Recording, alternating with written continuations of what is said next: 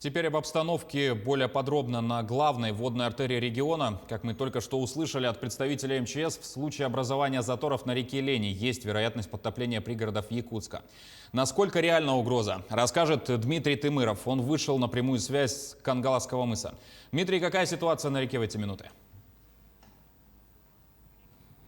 Василий, добрый день. Как вы можете заметить, здесь образовался небольшой затор на небольшом участке.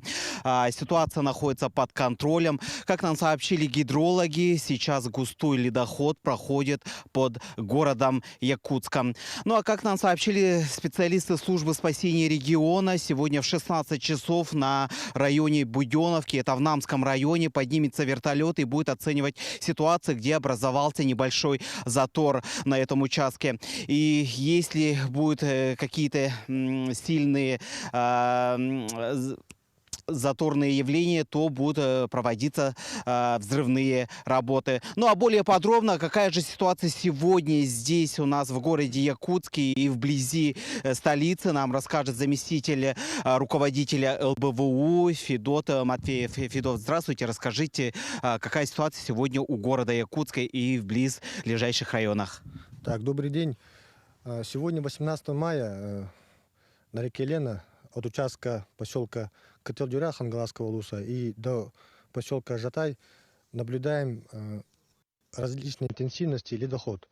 Сегодня по состоянию 8 часов утра в поселке Кангалас наблюдаем затор льда. И, возможно, подъемный уровень воды будет наблюдаться. На сегодня уровень воды в городе Якутске составляет 452 сантиметров, а в поселке Кангаласы 696 сантиметров. Это 101 сантиметр за 4 часа. В ближайшие сутки ожидаем скрытия реки Лена в районе Намского улуса. Хорошо, спасибо.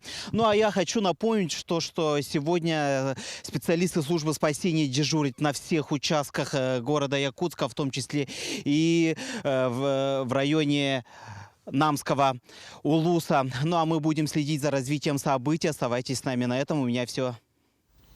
О ситуации на реке Лени в пригородах Якутска доложил Дмитрий Тымыров. Дмитрий, спасибо.